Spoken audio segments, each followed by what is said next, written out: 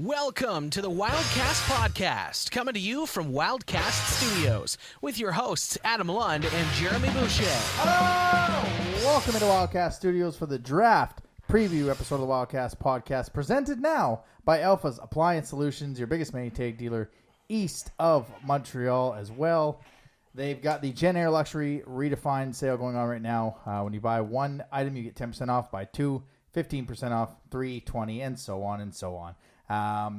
We were proud to bring them on. They were part of the pre- and post-game shows during the playoffs. So thank you to them for presenting our draft preview shows and our QMJHL draft coverage. As always, I am your host, Adam Lund, and I am joined by your favorite co-hoster, Mr. Mock Draft, Jeremy Boucher. Buddy, been a couple weeks. Some things have happened. How's your time away? Great, Adam. Thanks so much for asking. Yeah. I got into the Bachelor in Paradise Canada. Oh.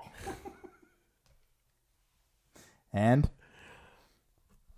So no Big Brother updates then? So Big Brother is over. Okay. So Like over or over with you? Over. The season is over. So to give a quick recap on that one.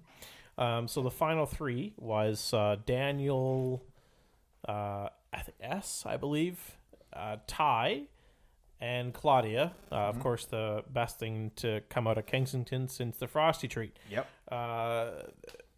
And so in the final HOH, so Claudia won part 1, which automatically brought her to the part 3. Ty won part 2. And then so Ty and Claudia faced off in part 3, and Claudia won the final HOH. Nice. Now, with when that happens, you're able to choose who you want to bring to the final 2 with you. Now, Claudia made a terrible mistake, a $100,000 mistake, and decided to take Ty with her to the final 2 instead of Daniel. Now, if she would have taken Daniel, she would be $100,000 richer. However, she decided to take Ty because they were kind of in and out of love the entire season. Right, bromance or showmance. And Ty won in a landslide. Oh. Now, the nice thing about that is they seem to still be together. They're posting videos together, and she was in Ontario visiting his family. He was down here last weekend on the island visiting her family. So it's good. They're obviously, if they stay together, they're going to be able to share the winnings. And I'm not sure if that was the point of it or not, but she should have taken Daniel because she would have won. But it's not the first time you see it happen. Yeah. Bachelor in Paradise Canada. It's the second season of it. It's being filmed in, or I guess it was filmed last summer, in Port Severn, Ontario, up in Muskoka, this Muskoka area. Have you been there? I have been to Port Severn, but I have not been to the resort that it is being filmed at. It's an interesting season. It's mostly men who were on previous seasons of The Bachelorette in the States, and the women are mostly part of what they call Bachelor Nation. So it's like the fans of the show. Fangirling. So it's anyone. It's like Canadian girls who fangirl over The Bachelor and The Bachelorette and Bachelor in Paradise, who literally, as soon as one of the guys walks on the beach, they're like, "Oh my God, it's so and so from so and so season," and they freak out and stuff like that. Yeah. So no, it's I don't know how I'm getting into it. I just think it's just supporting something that's Canadian. Are you getting into it like all the memes out there that are, the woman's like, I start watching a show and he comes in and, what are you watching? God, who's that? Okay, what's her story? How do they know? Is that how this started? Like Megan started this and you jumped in? The funny part it had just recorded. I don't know why it recorded on my TV, but it recorded. And I was bored one morning. I don't know why it recorded. Yeah. So I was just sitting there and I'm going through all my recordings. And I was like, oh, Bachelor in Paradise Canada. Megan was at work. So I was like, okay, well, maybe I'll give it a chance. Yeah. Next thing you know, I'm like glued to the TV. No, it's pretty fun. It's so Megan's kind of caught up on it. There's the third episode will be this week. So the ladies have the roses this week. And so I think there's 3 more men than there is women right now. So there's going to be 3 men that don't get the roses, and they'll be gone. So it's interesting. It's a pretty cool show. I hate to admit it, but it's catching on. Yeah, that's one show that I never got into. Okay, I watched one season way back when I was married. It was the Casey season where he was all. Did you just spill water all over yourself? Yep. Oh, that Casey season. I think it was like an actual Bachelor. No, it was a Bachelorette.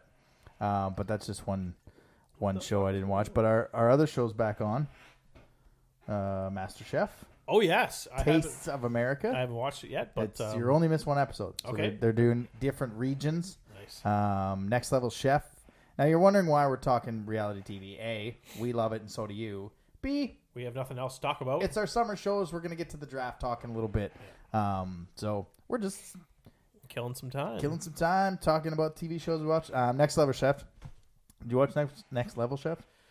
No, okay. It's rare for me not to get into a Gordon Ramsay show. Man, he's got 2 of them now. Yeah, he's got MasterChef and Food Stars, which is kind of like what the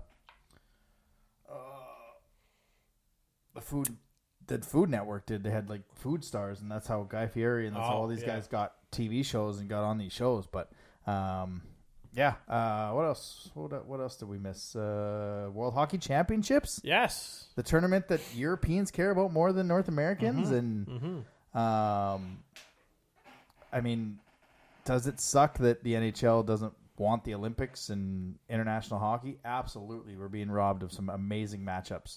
Connor versus Leon and Connor versus Matthews. Best against best. Best against best. Yeah. Crosby and McDavid and Stamkos playing together. Yeah. And that's what this kind of tournament used to be when it was the Oilers plus a couple other guys taking on the world because we could never make the playoffs. But, I mean, Team Canada, when Lucic is on your top line, that shows you who doesn't want to go. Now, it seems to be a younger guys tournament. Like, Justin Barron of Halifax was there. Just kind of getting the next group going in. But, I mean, Latvia winning the bronze medal in overtime, and then Germany getting past USA to get to the gold medal. Yes, that tournament is an afterthought for Canadians and Americans, and the Americans don't care that they're finished 4th in the World Hockey Championships. But Germany does, and Latvia does. Absolutely. And that grows hockey, not just the international level of World Hockey Championships, but the juniors, the kids that watch this, the kids that, the Tybals and the Muellers that can play over here. Like, that was very cool to see Latvia win, and not even win regularly, win in overtime. So it's that instant gratification. I agree. That was a tremendous tournament. Yeah. Just Latvia winning bronze was the craziest thing. That you almost had to witness it to be there in person to really appreciate what was happening. And a friggin' national holiday. They got a national holiday on Monday after getting back into Latvia. So I mean, that's 150,000 plus. Yeah. From the World Juniors to the World Hockey Championships. Latvia's got some momentum. They do. And then one of their defensemen actually played on the World Junior team here in Moncton. So that's quite the 5 months for them. And I mean, I love Latvian hockey players, man. It's just, I guess, the energy, the passion they bring to the ice. They don't give up. They don't give up. They just they give it their all every shift. And I know it's been a while since we've had a Latvian in Moncton. We had Martin Carsons and Oscar Bartulis on the same team. We had 2 Latvians in 2006. Yeah. And they were so popular, we had some fans went out and bought a Latvian flag and brought them to the games at the Coliseum. So, no, it's... So the key to Memorial Cup success is having Latvians on your roster? Having a Latvian or Latvians on the roster. So it's, we've got the import draft coming up, and we want a Memorial Cup, so what a better time to bring another one to Moncton. I'll write that down and send that to Mr. Ritchie. Let's write that one down. We'd love to have maybe a Latvian or two back in Moncton. Yeah. It would go Once well again, with. we can talk about any country we want. They don't pick them. It's more like you've said many times, scouting and. It's not even scouting; it's connections. Yeah, connections. Right, and it's you got Eric Spateko in St. John who had a phenomenal year. Mm-hmm. You had Malofsky. Malofsky. Well, he's Czech. Oh yeah. I thought you were talking. I thought you were just talking about Europeans. That had good years. So Mateko in St. John. You had Poulins in Chicoutimi. Bogdan's hot ass. Oh, what a name! In Medicine Hat. So Latvians are making a name for themselves in the Canadian Hockey League, and I think this tournament and their success at the U18s a couple of months ago is just going to help get some more over to the CHL. Yeah, we're not going to have anyone that played in the World Juniors on this team. A little bit too old. Yeah. But they're telling their friends and their teammates that were younger, you need to go to this rink. Because I don't know if they're telling us that. That'd be awesome. I'm trying to see Bogdan hot ass. Bogdan's hot ass. Yeah. Seeing what kind of year he had in Medicine Hat. Because I watched a few games from the CHL and I was just like, there it is, hot ass. What did he finish with? Pretty sure he had a pretty good year. Yep. 56, 35. Yeah. Now, Medicine Hat wasn't world beaters. I think they just squeaked into the playoffs. So, but he's been there for 2 years in Medicine Hat. So, but yeah, it's been a fun week of TV. Finally was able to get out in the world too. Hillsborough Golf Club, now a proud member of that golf club, even though I think I'm going to quit golfing, but I say that every round. Got to adult and lawn care and buy all the stuff from Home Depot, man. That was amazing. It was the video of you and the John Deere. Had a good laugh about that. Oh, that's the first time I've ever. Well, it's the first time I've ever had a garage. My dad had one, but it was full of not. He got a ride on lawnmower after I left. Let's just put it that way. Yeah. So I was always pushing lawnmower, but I've never had that, and just the pure joy of getting to drive around. I don't know if she got the video, but I was just like, I was driving and I turned by her. I think she was videoing, and I was like, I'm on a Zamboni. It took a while for me to kind of gauge how that thing was going, and then we decided to go to Home Depot yesterday and buy all the adult tools. Power tools. Well, Dale, no power tools. Ryobi, this is hashtag not a sponsor, but Home Depot right now, they got weed whacker and a leaf blower. $117 includes a battery. You get both of those. Then for $340 or something like that, you get a drill, a driver, a saw, a blade, a light, and 2 batteries. Like, we are sponsored in our house, hashtag not sponsored this show, by Ryobi, because everything's going to battery. Yeah. That I looked at the battery powered ride-on lawnmower, $10K. Oh. Yeah. I was like, let's just start with. Might need to win that tools. Needs 50-50 to get that one. Yeah, no, 100% need to win that Needs 50-50. But it was 28 out yesterday, but when I actually left the golf course on, I guess Sunday, I got in the car. It was 34 degrees. Wow. I was like, whoa. Huh. So, yeah, it's been a good couple weeks, but we should probably talk hockey because that's what these people are here for. Let's do it. Don't forget, as always, you can follow us on the social medias: Twitter, Moncton Wildcast; Instagram, Wildcast Podcast; TikTok, Wildcast Podcast. Home of my most viral TikTok tweet something ever. I put up the home of all of us misstep in Seattle, and it's at 1.2 million views, 99.7 thousand likes, 5269 favorites, over 1,500 comments. I think we started. I'm going to see. Hopefully this doesn't make sense. First thing we're going to... Yep. For those watching, what do we got? Profile here. We started with 308 followers, and since that video came out Saturday night, we were at 463.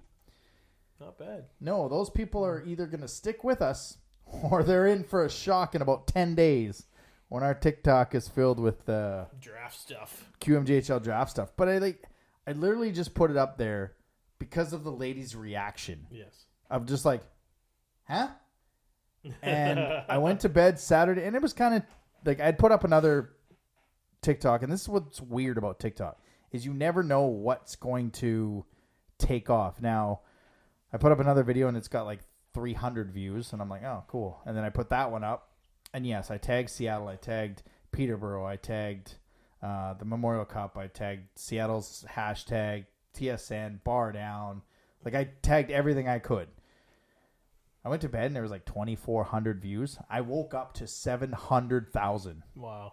And like just all these comments. And every time I opened my TikTok for like yesterday, or I guess Sunday, every time I opened it, it was like 384 comments, 15 likes, blah, blah, blah, blah. And literally all it is Americans fighting with each other about wokeism and liberal tards, as they call themselves, or they call the other ones. Oh, shit. That's it. My favorite comment in all of it. Like, if just go to our TikTok, Wildcast Podcast. You don't even have to, well, you're going to like it, so you're going to contribute to our views. We appreciate that. Click on the comments if you're bored, and just scroll through it. It is unbelievable. My favorite comment is, serves them right, they lost Game 7. They didn't even know that it was the Thunderbirds of the WHL and the Memorial Cup. No. Like, I don't think the lady actually, like Julie Black at the NBA All-Star game, she changed the words of the Canadian national anthem to intentionally. Yeah. What did she change it to? Native land. On our land, or on our native land, or something. Yeah. Something that kind of made sense. And I don't think this lady meant to do that. I think she just blanked on the words. That's very possible. And said all of us, because that clicks in from the Canadian anthem that she was getting ready to sing. Like, I don't think she did this intentionally, because now, like I said in my tweet the night before, like, well, we had mic issues on night 1. This on night 2. I couldn't wait for night 3, but they didn't sing the national anthem. So who knows what we're going to get tonight when Seattle, or who knows what we got Monday night by the time you listen to this when Seattle takes on Quebec. But go to TikTok, Wildcast Podcast on TikTok. And of course, you can like and subscribe here on YouTube. Stay tuned at the end of the show. We've got some other ideas where we're going to be on YouTube in about 10 days. Let's get some news and notes. News and notes from around the Q. And I skipped right over the quick question, so let's get to the quick question. The draft is upon us. We know the teams. We know where everyone's picking now. It's updated on the Q site. So which team in round 1 do you see making the biggest surprise off the board pick? And I don't mean some team, who is it? Like team 14 taking Zachary Moran because they want that compensatory pick. Yeah. I mean someone from round 2 and 3 that a team's going to make a jump all the way up that gives that classic Boucher. Oh, well, I didn't see that coming. Because we've had those the past couple of years. Yes. So there's a defenseman that I really like. I've heard mixed reviews about his play, but there's information coming my way that tells me that there's 3 teams that have him as a first round pick, and these 3 teams, ironically, don't have a first round pick. However, are rumored to be looking to trade into the first round. So that are those 3 maritime teams? That would be 3 maritime teams. Yeah, that's correct. Charlottetown, St. John, and Bathurst. Yep. So, with that said, my off the board pick is defenseman Anthony Samake. So he's from the Gatineau region, but played for the Ottawa Junior Senators in the Ontario Under-18 League. Okay. So some say that he was hidden because, when he wasn't playing in Quebec, but he was literally just across the bridge in Ottawa playing there. So if you have scouts go and watch Gatineau, you're probably can send them across the bridge and watch the same drive 20 minutes and watch him play. So that's kind of where I'm going with it. CSR has him at 30, and our lovely friends at Neutral Zone have him at, I believe, 37. So it's kind of in the same area. Spots. Yeah. Yep. He's not. I think he's a really good skater. The highlights that I've seen, there's him knocking a 4-foot pass down out of midair, controlling the puck, and then firing a wrist shot in the back of the net from the point. So within almost in one motion, like knocking the puck down, settling it down, and firing it on net.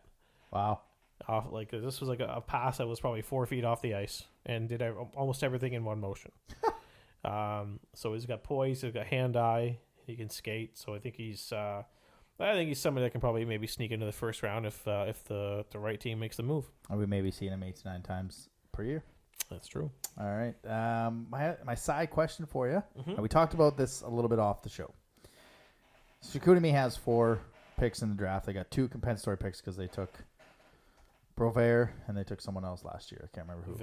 Veilleux. So they get 2 compensatory picks. Now, would Moncton do this? No. But let's go back to 2019. Say Gatineau has 4 picks. They had 1, 2, and 4, I think, right? If, say, Moncton had 1st, 3rd, and 13th. If a team takes Zach Moran 1st overall or 3rd overall, do they get next year's 1st overall pick? Or does it go to the back of the draft? A, do you know?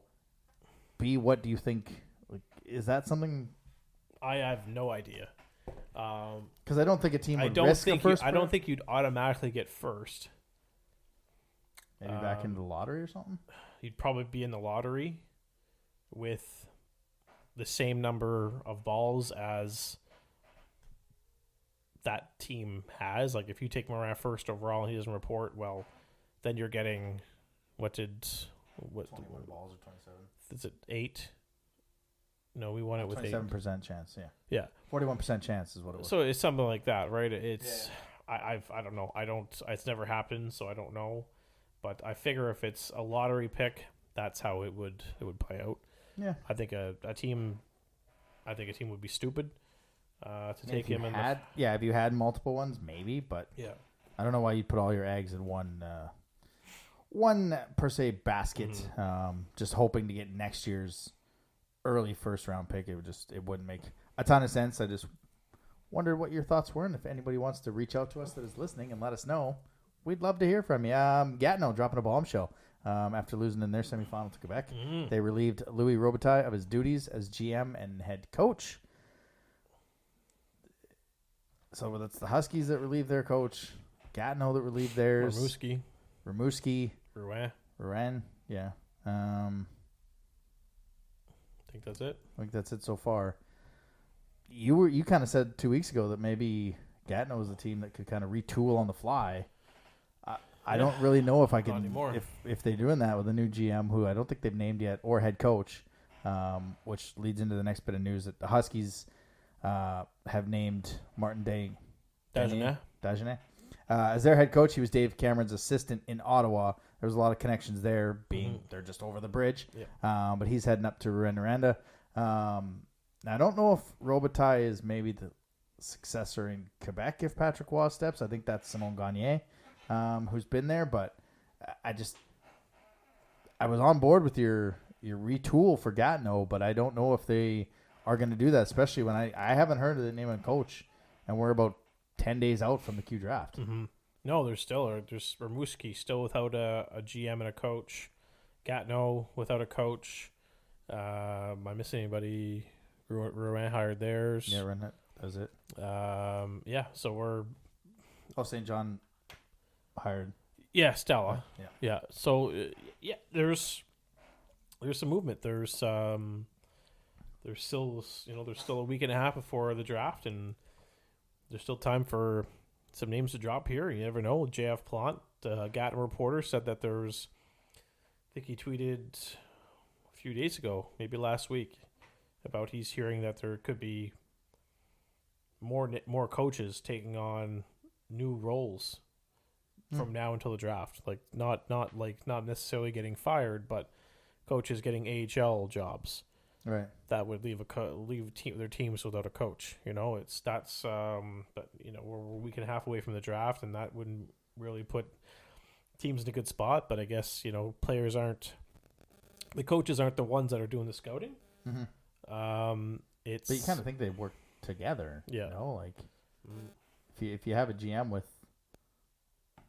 a direction, the coach kind of has to be on board with that direction moving into scouting, right? Yeah, well, that's true. I mean, what you got to assume, like when the season ended, I don't think it was just Richie and Alex that went to the Q Cup in Blainville. I'm sure Dan Lacroix was there with them, right? He wants to get a look at what he's got the what he could have possibly in the lineup. It's I'm sure the coaches go too, but yeah, like the long nights in the rinks during the winter, like that's your scouts and that's your GMs. It's like these coaches probably don't get a look at these players until after the season, unless you take them out to a Flyers game or what have you, right? It's so yeah, that's going to be interesting to see if there's some other names that drop here in the next 10 days. Yeah, they may get a random view at 2 or 3 players if they happen to be on a Quebec road trip and a night off, and they can get to a U18 rink. Darren Rumble, is that the voice that just kind of steps in to coaching Gatineau or lead the ship at least within the next 10 days? I mean, he's got the experience, right? Let's just hope there's no, hopefully there's a nice couch in his office. That's all I gotta say. And some people get that one. Yep. Yeah, you're right. He very well could be a candidate. He's got experience. He's been there for what? 4 years. Maybe he looks at Rimouski. You never know, but he's got the experience. He's someone that I could see back behind the bench running the show here, and so yeah, he's probably one of the candidates to get the job because he probably wants to stay in that area. Yep. Yep. I would believe he would want to, and I mean. The knock on him was he didn't play younger players, right? So that's the thing. Hopefully he's adapted because, well, if you're taking over in Gatineau, you're probably going to be playing a little bit of a younger roster. Preseason schedules are out. They're a month long, which means that's awesome-ish. Not really. God, I hate that as you do, that C-Shep. Moncton will play Bathurst and Cape Breton. Then 3 games before the break, 3 games after the break. 2 at the Avenir Center, 1 in Bouctouche, and 1 in Miramichi. Oh, the She. Never been to Miramichi. August 23rd, Bathurst. So those are the games I don't mind going to, the first 2, because those are the guys that are working to make the roster. Those are the ones after are kind of like, the roster's pretty much set. I mean, at least it's only 3 games after the Labor Day weekend, so it's not 6 or 7 extra games. So the schedule finishes September 15th in Bouctouche, which would put the start date for the season September 22nd will be the home opener, or at least the regular season opener, because they usually go the following Friday. So 6 games for the Wildcats preseason. And before we get ahead of preseason, the Memorial Cup is underway. Quebec looks good. Looks like it's heading to a Quebec-Seattle final. Obviously, those 2 teams met Monday night before or after we finished recording. Not really sure what I was doing with Peterborough. I went Seattle and Peterborough. Seattle had taken out Ottawa. They'd taken out North Bay. They'd taken out London. I just thought it's a weird tournament. Maybe they beat Kamloops, which, oh, God, did they not ever. And they squeak one out in the semifinal to end up in the final. But, yeah, it kind of looks like a Quebec-Seattle tournament final. Yeah, it's going that way. If Quebec wins against Seattle, they go straight to the final on Sunday. If Seattle wins tonight against Quebec, I don't think they go automatically. But, I'm pretty sure it's Quebec that goes automatic if they beat Seattle. And yeah, that's how I had it going. I had it I didn't care who got the bye or what, but I had it as Seattle against Quebec, and with Seattle winning it, But Quebec's playing pretty rock solid right now, so they could very well, bring it home. It'd be nice for a nice cap off on Patrick Roy's Q coaching career. Yeah. He's probably Into the Big Apple. probably somewhere's around there. Yeah. The Saddle Dome. No. No, God, they won't hire Patrick Roy. No. I'm trying to think of NHL Please, opportunities that no. are out there, but it's just basically the Rangers. Yeah. So it'll either be, are you hoping for Quebec? Or are you hoping for because of Darcy? Or are you hoping for Seattle because of Matt Marquardt? Honestly, man, I always forget. I love to see Darcy, man. Yeah. I'd love to see Darcy win it. Yeah. But at the same time, you'd like to see Marquardt win it because he lost his chance in 06, losing to Quebec, right? So that'll be some sweet revenge for him, For right? him, yeah. Against the same coach he lost against to. the same coach. Yeah. That's I always forget how much I love Seattle's uniforms. yeah. That Hartford Whalers green, they just look so crisp. Mm-hmm. But yeah, I have a tough time deciding who I am actually cheering for. I want to see good games. Every game so far has been a blowout. I think we're gonna get that with. If you heard that, I think we got that with an absolute wicked game between Quebec and Seattle on Monday night.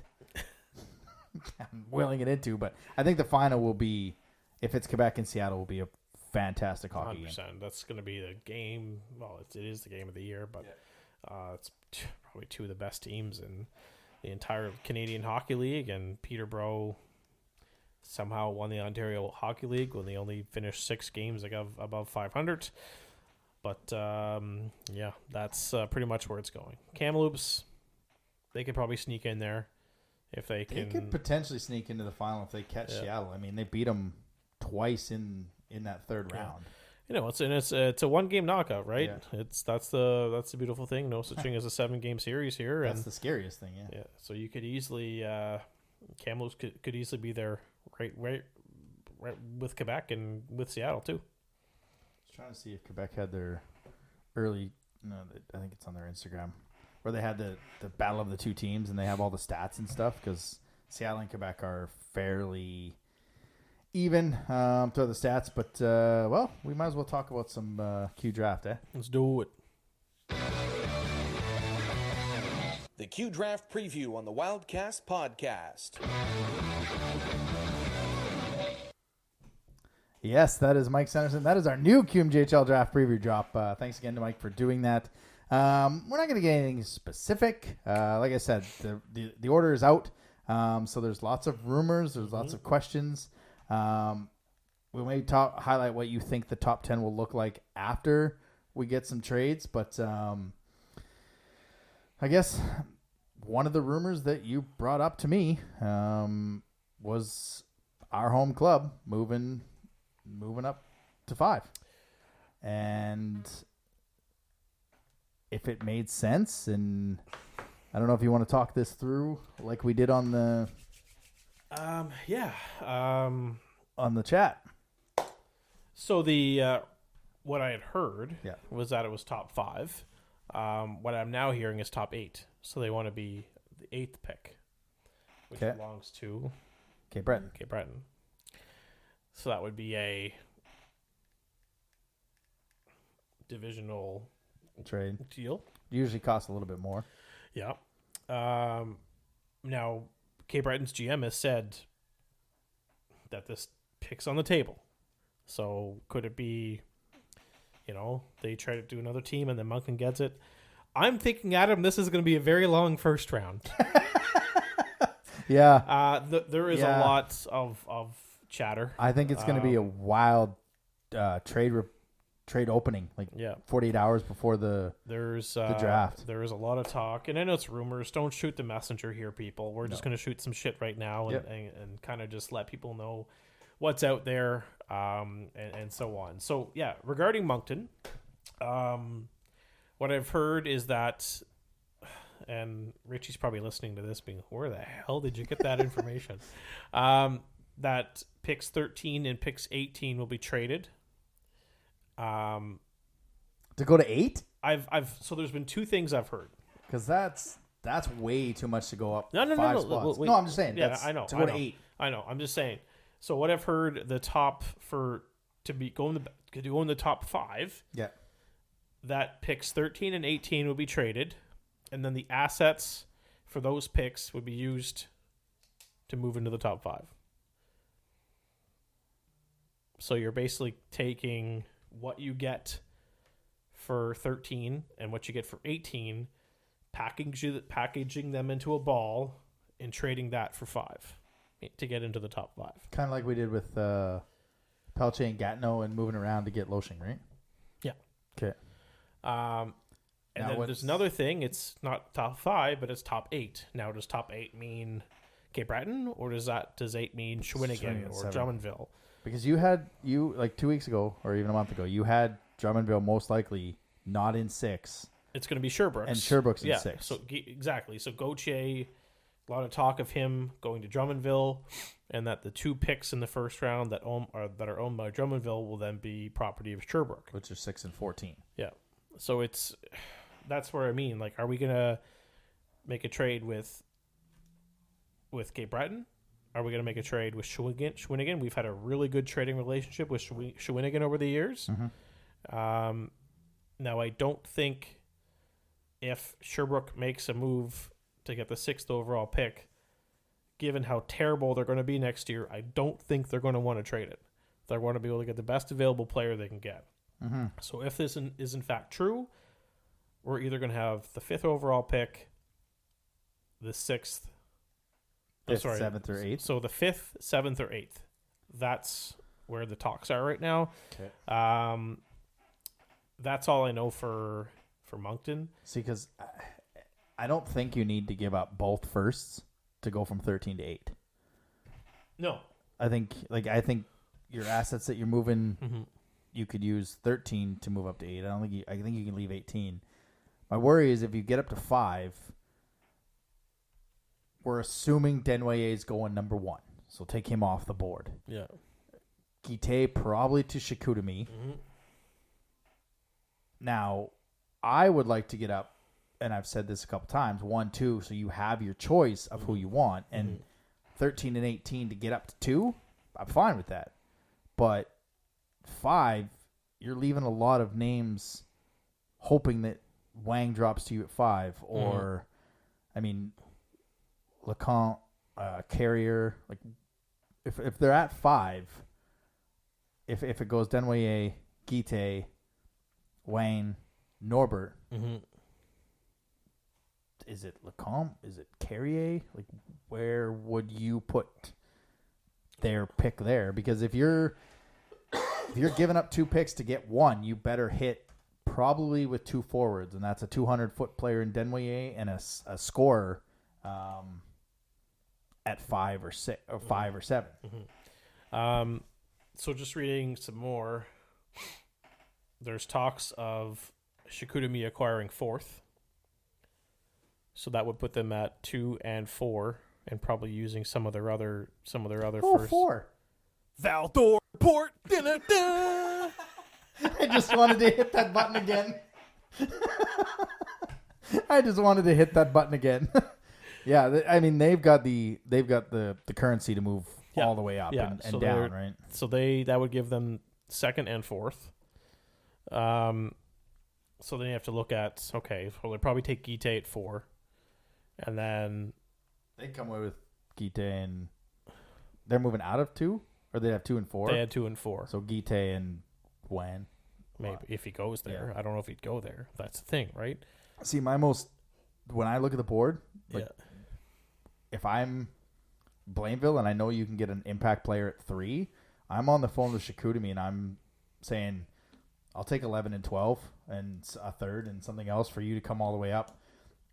You get 2 and 3, and I get building blocks 2 picks in the first round. Like, I think Blainville is kind of, I don't want to say own the draft, but they're kind of where this thing gets going, because if they take a player, great. I see them and maybe Chicoutimi working a deal. So it's Moncton, Chicoutimi, and then go from there. And Chicoutimi walks away with Guite and Wang. That would be a pretty big draft for them. Yeah. Yeah, so there's... Because they're on the same trajectory as us, right? Yeah. So far I've got Moncton wants to move into the top 8. Pick 6 will go to Sherbrooke, which of course is the Gauthier deal. Yeah. Pick 4 will go to Chicoutimi. Pick 5 is on the table. And I also have St. John wants to be in the top 10. What does St. John have to get in the top 10? I don't know. And there's also, if I just minimize this a little bit, Your computer's so fancy. It's like touchscreen and stuff. the top 3 picks from the 2021 draft could be traded, which would mean Gauthier, Petal, and Vincent Collard. So that would be Ethan Gauthier traded, Tyler Petal traded, and Vincent Collard traded. Is Pedal part of the package that goes back to Sherbrooke? No. No? Okay. I think this would be a Halifax move. What do they have left? Or a... You know what makes sense for this trade? Yeah. A package with Petal going to Halifax and why not going to Drummondville? Yeah. Because why not? Because Drummondville's going to want to go all in this year, Yep. and Petal will help Halifax's offense. Yep. That's a blockbuster. Because Halifax doesn't have the assets just to pay for him as a one player pickup. Right. No, you're going to have to send a couple things back. Yeah. So it's a blockbuster with Petal going to Halifax and why not going to Drummondville? The player at 3 fits in a certain team's top 6. Yeah, and he had a pretty good series. Yeah. Yeah, he sure did. Yeah. Weird, he's drafted as a center, but he's listed as a right winger. Mm-hmm. And he's a player who hasn't really lived up to the expectation of a 3rd overall pick. No, but... So you're right, though. He's got the 6'2", size. 195. He's got the size. As a... What else do I have here? As a number 1 center or number 2 center on a team that we may talk about once in a while. Because I asked you about that player, the Petal, in Moncton, as a low buy, high upside. Yep. But I think the package that would go back would be a better package than we would have going back. But so you'd have Lounsbury, Trenholm. Yeah, that's it for centers. So that Collard center, I'm fine with. Yeah, it's the price. It's the price. It's the price, right? It's and especially knowing that Bacomo's because gonna be if you want to move into the top 8, you're not able to get top 8 and Collard.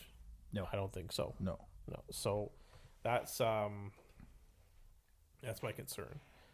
Now, would you take Justin Gendron from Victoriaville, who is a local player, another player who hasn't necessarily lived up to expectations as a first-round pick, and fit him into the top 6? That's been mentioned. Yep. Not by me, of course, but, out there. 6'2", 185, big body. Again, labeled as a right winger. Yeah. Is Once that's done, he- I want to bring up something else here. Is he a centerman? I think he's a right winger. Oh, he is an actual right winger? Yeah. More of a right. I think Danielle Smith's more of a right winger than he is, but And my brain didn't click into that until you started to giggle. I was like, "Who the fuck is Daniel Smith?" Good call. I think for me personally, I think I'd rather have Collard. He's a big body center. Yeah. And I'm not putting a ton of pressure on Lounsbury, but he was very missed in the playoffs. And I think if he's your number 1 center, I don't hate it.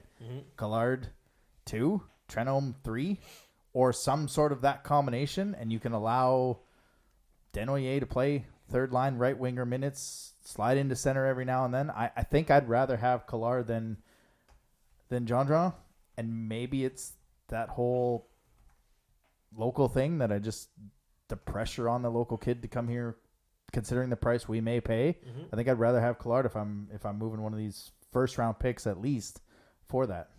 No, I'd have to. I really agree, because a tremendous young hockey mind once told me, "You don't win championships with maritime players." So in that case, yes, Vincent Collard would be a great acquisition. Yeah. I mean, because you can't win a technically Quebec, championship with Justin Gendron. yeah, apparently. Those hockey minds. Yes. So another thing I got over the weekend.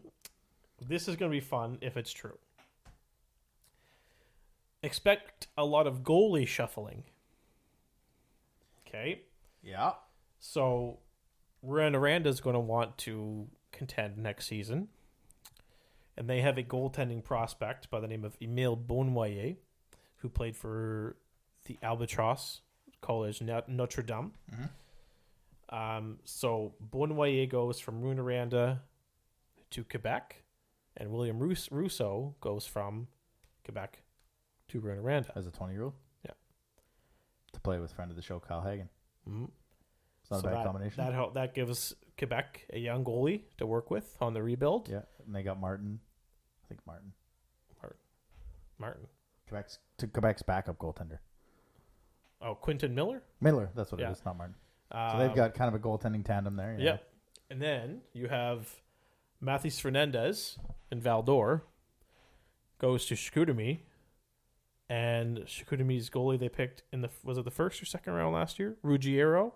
Second round would go from Chicoutimi to Val-d'Or. Okay. First pick of the second round. Yeah, it also mentions our goalie, Vincent Filion. Yep. To Rimouski, because Rimouski needs a goalie. Yep. And then the final one here. Doesn't Baie-Comeau need a goalie? They've got Ciarlo. Oh, yeah. Charlo. I think I was... Yeah. Yep. And the big one here, Gabriel Dag to Gatineau. Oh, God. In a blockbuster that would bring Tristan Luneau home to Victoriaville. And that would give Gatineau... That stunned silence from me is... And that would give Gatineau a goalie of the future to work with for the next 2 or 3, 4 years. And I am excited for the trade period, man. Holy. So that's that's a lot of goaltender shuffling. That would be literally goaltenders switching spots and just boom, boom, boom, boom, boom, boom. You get a trade, you get a trade, you get a trade. You get a goalie, you get a goalie, you get a goalie. Yeah, so that's what I've gotten in the past 3 days, 48 hours. Hashtag insider, working the phones. We'll see if we'll see what happens. But yeah, so that sends who?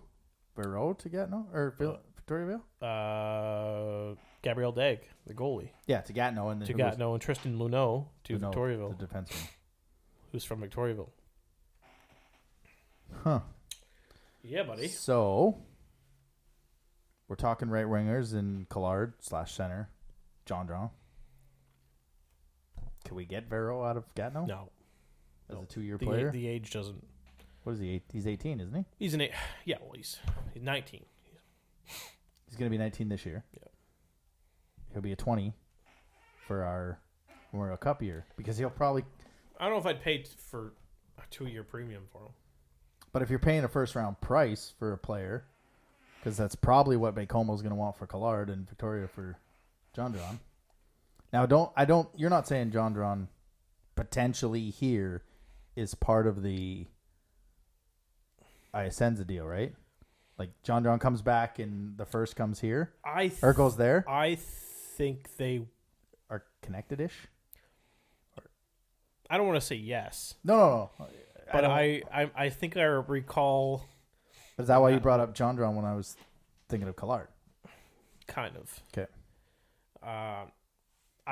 For some reason that trade with Victoriaville, it just looked too good to be true, as if it was done. And that's not a knock against Richie as a GM. It just looked too good to be true or too good to be done. Like there was a layer on that. Yeah. Because like you said, and like I said to each other on the chat and then on the show, we didn't expect Isenza to be dealt. And teams aren't just giving first-round picks away. Like he did that trade because it was a first-round pick involved, but yeah, it didn't smell right. And I don't know, just the fact that like having him as a come home, I don't know, he fits into the top 6. Right. I don't know. I think you can get a better player. And you got to take the import draft into consideration as well. True. If you're looking at 2 forwards, well, your imports should be defensemen. Your imports, if they're forwards, are top 6 players. Yeah. Right? Like immediate top 6 players. And I know we're losing a bunch. We're losing LaBelle. We're probably going to lose Barbashev. We're going to lose Baudouin. That's 3 top 6 forwards, but then you also have to take into consideration the development of your young players. Mercier deserves top 6 playing time. Auger, I think, is already, let's just hope he's recovered. Yeah. Let's hope he has a Sear type year this year, where a couple injury plagues and then he just takes off. Yeah. There's just a lot of. There is so much you need to take into consideration right now, because you take Dinoyer first overall, he's probably going to get top 6 minutes, or start third line and gradually play top 6. There's not much room out there. So Verreau was an 04. Yeah. That's our 20-year-old year. So that's Loshing, Auger, Steinman, Marcel, and Valentine. That you're going to have to, that's 5 players you're going to have to make a decision on. If you're paying a first round plus price for Verreau, he's going to be one of your 20-year-olds. Do you want 2 forwards and a goaltender? Usually you want to have one in kind of each position. Because your 20-year-old is kind of a minute logging defenseman or a very veteran defenseman. So the more I look at Verreau, I'm like, frick, he doesn't quite line up with that, because then you've got major decisions to make, right? Yeah. No, you're right. But he would be a 2-year player, because especially if we're hosting the Memorial Cup, the team, depending how he's playing in the AHL or low line NHL minutes, is going to be like, well, they're hosting the Memorial Cup, go back, dominate, come up, right? That's the thinking anyways. Especially if I'm paying first round prices. And that's it's the same question as you asked me a month ago. Would you trade into the top 5 or top 2? And I sat on it and I couldn't give you an answer. And it's the same thing. Like I just don't think I want to pay for a Verreau. I don't know. I think he's had some injury problems too, and that's concerning to me. So I don't think I'd pay a price to bring him in unless it was discounted. That's the only way I'd pay to get him. Cole Cormier, come in here. He's already signed in Germany for next year. I know. It's just too bad. Like, you're looking at teams like Quebec and Gatineau that you want to necessarily pick teams off. But once you start to look at the 04s, which is kind of what you need to do, because the 03s are going to cost you quite a bit, or the 05s, I mean, then you got to get into those decisions of who's not going to be here when you're hosting Memorial Cup. And usually if you're going to do kind of like Halifax didn't have 2 20s, or you're going to try and acquire a 20, you can generally get them a little bit on the discount that year or kind of in the off season. Your goalie thing is interesting. Isn't that crazy? Yeah. Like that's... And nowhere in that was Brady James or Mathias Rousseau. No. Which... Well, Brady James, unless he's cool with being a backup. Which I doubt it. kind of want to play. Probably want to play. Yeah. Yeah. That's Brady. I don't know. I mean, Brady James on the island makes sense. It does. They need a goalie, Yeah. right? And I mean, you look at. There's not many teams out there with openings. Rimouski has an opening. Charlottetown has an opening. Yep. It's not like it's kind of like goalies are developing well, and there's not a lot of situations for them anymore. There's like you're kind of looking. Do you need to upgrade? St. John probably needs a goaltender. Well, they've got Brideau. But Brideau can come along with Brady James as the starter for the year. I think they want Brideau to have. I think they want it to be Brideau's net this year. I guess they got Shingarov too. No, he'll be a 20 end of the Euro. There's no way in wasting. No. It. And I think they've got some goalies in the pipeline too. So Check out St. John's preseason roster. That's exactly from, where I was going. 2022. Yeah, scroll down because if they want to get in the first round, maybe it's to get one of the goalies. I was like, holy crap, they got a lot of goalies, but Bertebise, Brideau, Couture, Gerard. No, Robinson, Dallaire. So again, we don't know what these goaltenders are like. So but they have 4 goaltenders. Yeah, unless they're targeting a free agent goaltender, or one of the goalies in the draft. I mean, there's an opening there, but St. John they'll have a free agent goalie. Yeah. I know that it's just the way they go. Yeah, that was fun. A lot of movement. Yeah. A lot of tires. A lot of kicking tires. Richie's phone, he's probably got 4 phones right now. I got 2. You do. That's why you're the insider. That's why we had that little chat. So your top 10, Moncton, Chicoutimi, Blainville, Val-d'Or, Rimouski, Drummondville, Shawinigan, Cape Breton, Baie-Comeau, Rouyn-Noranda. What top 10 do you have left? Like, if you were to guess the top 10 on night 1, not during the draft, but night 1, by the time the trade period's kind of open, from the time the trade period shuts down to the time the draft opens, what do you have for a top 10? Well, obviously, I think Moncton hangs on to first overall. I would hope so. So I'll say Moncton 1, Chicoutimi 2. I think it's Moncton, Chicoutimi. I think Blainville moves back. You think so? I think Chicoutimi's got 4 picks. They got the most currency in the first round. I think they move up and they could take 2 of the top 3 players in the draft. Possibly, but the player they probably want at 4 will still be available at 4. Mm-hmm. I think that's their mindset. I think Blainville hangs on to it. So Moncton could be Blainville, and then Chicoutimi will grab the 4th from Val-d'Or. I got Val-d'Or at 4. Hell, let's put Moncton at 5. Yep. Let's put Sherbrooke at 6. Sherbrooke at 6. Let's say Shawinigan will keep 7. Let's say, let's put St. John at 8. Okay, I was gonna say St. John at 9 because I think I'm gonna say Cape Breton's going to want to do something crazy. They're going yeah, and there's a lot of maybe they go and players get that Burbridge from St. John. Yeah, that would fit well into their young crew. Yeah. So they grab Burbridge from St. John. So St. John gets 8. So you got St. John at 8. I'm gonna go with I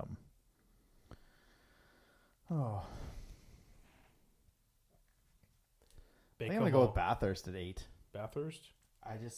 He likes his players. Yeah, they right. Yeah, and so that Bathurst wants to get back in the first round. They don't have a pick, so and that's Couturier connection to Bathurst. Yeah. Makes sense. So you've got St. John at 8. Yeah. So that puts then I've got St. John at 9. Okay, and then Rouyn-Noranda. If they're contending, they might want to make a move. So let's say Rouyn-Noranda trades 10th to Quebec. Does he get a first for Rousseau? No, I don't think so. Who do you have at 9? You have Baie-Comeau. Let's say Rouyn-Noranda trades let's say Collard goes to Rouyn-Noranda for pick 10, so that would give Baie-Comeau 9 and 10. You got 9 and 10. Yeah. And if Rouyn-Noranda's moving, and so Chicoutimi would have had to given up 11 and 12 to Blainville. So Blainville's at 11 and 12 in mine. So it'd be kind of silly for them to move. So they would have 3 picks in the first round. Yeah. I think it'll be Quebec. I think somehow Quebec gets up to 10. Okay. Yeah, I'm going to go with Quebec at 10. So that will be our draft orders. Jeremy. Oh, that'll be an exciting top 10 at least. Refreshing our phones on the drive to Sherbrooke on that Friday. I'm refresh. Yeah, I'm so glad that my wife is the silent partner in the Wildcast podcast because she's got a hotspot and it don't cost a lot of money to have a hotspot In the vehicle? in the vehicle. No, the vehicle costs a ton of money, but she can hotspot her phone. Okay. So that we can go off the internet on her phone. So she'll be driving, you'll be refreshing, I'll be graphicking. Yeah. We're going to be set on that drive because that is going to be quite the drive. So yeah, that's it. That'll do it for our show. Again, big thanks to Brad and the team at Alpha Appliance Solutions for jumping on to help present our draft coverage. We're about 10 days away from the draft, so don't forget, we're back next week with the possible guest and our round 1 mock draft. We're going to go alternating. We're going to put a poll on the old... should we put it on Twitter or Instagram? Let's go... Instagram. Okay, we're going to put a poll on the Instagram. Who should have the first overall pick? And then we'll just kind of alternate. And then we're on the road to Sherbrooke for the draft June 9th and 10th. We're hoping to be live on YouTube Friday night with some of our media friends, getting you set for what we anticipate will be a wild trade period, moving into a first round that'll be, well, as Jeremy put it, quite long. So, stay tuned to our social medias for the 2023 Wildcats QMJHL draft coverage presented by Alpha's Appliance Solutions. For Jeremy, I'm Adam. See you next week. Thanks for listening to another episode of the Wildcast Podcast. Follow us on social media at Moncton Wildcast.